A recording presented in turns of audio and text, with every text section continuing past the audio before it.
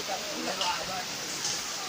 Bahkan dewasa ini negara-negara maju pun mengembangkan konsep wisata berkelanjutan ini, sustainable. Pancor Kopong secara alami telah terkenal di masa lalu bahwa ini tempat destinasi atau objek wisata yang sangat alami. Nah, sehingga ke depan jangan ada banyak yang dirubah di dalam pengembangannya.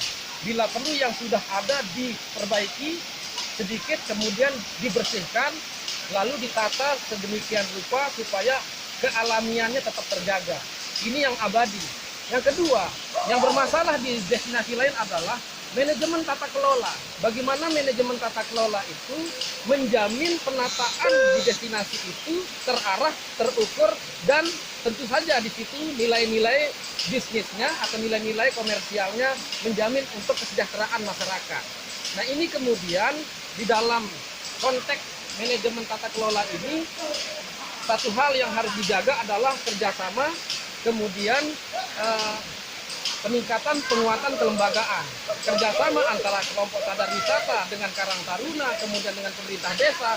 Di dalamnya juga harus ada BUMDes, ya BUMDes. Dan ketika ini bekerja sama dalam konsep DMO, Destination Management Organization, ini akan menjamin keberlanjutan daripada program kepariwisataan di desa ini. Barangkali dari saya itu saja. Terima kasih. Kalau dilihat dari ini, keunggulan apa yang dimiliki untuk dikembangkan seperti kawasan apa? Ya, air ini keunggulan yang tidak pernah berhenti di tempat ini. Karena air ini sepanjang zaman, sepanjang hari, sepanjang waktu. Maka air inilah modal kita untuk mengembangkan destinasi ini. Baik itu dengan wisata tirtanya, pemandiannya, maupun dengan program-program unik lainnya seperti camping ground, misalnya di situ, dan ini akan memunculkan program-program lain yang mengikutinya. Bahkan kalau program terintegrasi di sini bagus. Ketika desa ini memiliki tenun songket, kemudian memiliki batik sasambo, kemudian tingkat pertaniannya yang luar biasa. Kalau di lokasi ini kemudian disatu padukan dalam sebuah paket wisata, misalnya paket wisata destinasi bercampur atraksi budaya seperti tenun dan batik, ini kan luar biasa nanti ke depan menjadi paket yang sangat lengkap bagi wisatawan, baik wisatawan domestik maupun wisatawan mancanegara. Yang ketiga, kira-kira apa dampak positif yang bisa diterima oleh masyarakat kita kalau nanti wisata di sini berkembang? Satu-satunya usaha pariwisata ini menjamin multiplier effect yang tinggi, di mana ketika pariwisata maju, ikut sektor lain maju, sektor pertanian, sektor peternakan, sektor perdagangan, sektor kerajinan ikut maju seiring majunya destinasi atau kepariwisataan ini. Contoh, ketika ramai pengunjung di tempat ini, kita lihat hari ini ternyata banyak pedagang yang bermunculan. Akses dari pintu masuk kiri kanan, atas bawah juga di situ banyak pedagang yang bermunculan. Sehingga ini menjamin meningkatkan kesejahteraan ekonomi masyarakat. Yang tidak bisa berdagang jadi bisa berdagang. Begitupun nanti di sektor kerajinan. Semakin banyak orang luar masuk ke desa kita untuk mengunjungi objek wisata, semakin banyak orang yang berbelanja di desa kita sehingga dia membeli apa saja di desa itu. Sehingga jumlah uang beredar di desa ini akan meningkat. Kemudian dari ini kan kita mengembangkan objek wisata nih, bagaimana cara kita untuk memancing atau untuk mempromosikan tempat kita ini untuk lebih cepat?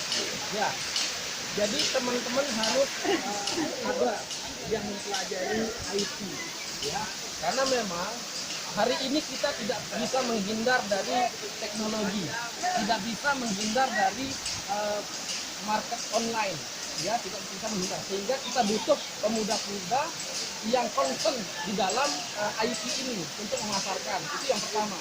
Yang kedua yang paling ringkas adalah mempromosikan diri. Jangan pakai diri sendiri.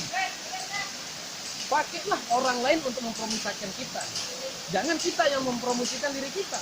Tidak ada orang yang ngajum dirinya. Orang yang mengajum kita atau orang lain yang mempromosikan tempat itu lebih dipercaya daripada kita sendiri yang mempromosikan tempat kita.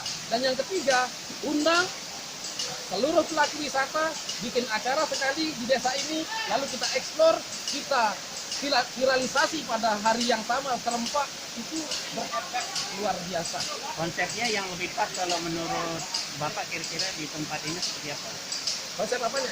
Konsepnya piknik camp atau Oh iya, itu bisa diintegrasi apa saja. Yang penting ada tempat yang dituju orang, lalu program di dalamnya seperti apa saja itu bisa. Ada musik camp, ada fashion show misalnya di tempat ini, karena kita punya fashionable di desa ini, ada batik dan ada tenun. Ini bagus untuk tempat mereka beratraksi, dan tamu akan mendapat banyak datang ke tempat ini, tidak hanya mendapat air untuk mandi, tetapi dia bisa juga menonton atraksi-atraksi tenun dan batik tadi. Gelaran musik juga, nah. Ya. terkait dengan sambutan pemerintah terhadap objek wisata, kalau ada pengembangan dalam satu kawasan atau wilayah seperti apa itu? Apanya? Pemerintah menyambut konsep-konsep yang diterapkan di bawah ini agar agar antara masyarakat dengan pemerintah itu saling sambut gitu. Ya, tentunya di sini ada kesepahaman antara pemerintah, dalam hal ini di paling bawah itu kan pemerintah desa atau pemerintah dusun. Bagaimana ini kemudian memberikan pemahaman kepada masyarakat tentang dampak positifnya apa yang dilakukan oleh pemerintah desa misalnya seperti itu. Nah, sehingga lambat laun pemahaman ini akan terbukti dengan melihat kenyataan yang ada. Dengan ramainya tamu, dengan orang berbelanja di desa kita, meningkat penghasilan masyarakat dari perdagangan mereka, ini juga bukti untuk penyadaran itu sendiri secara kenyataan. Oke, terima kasih banyak.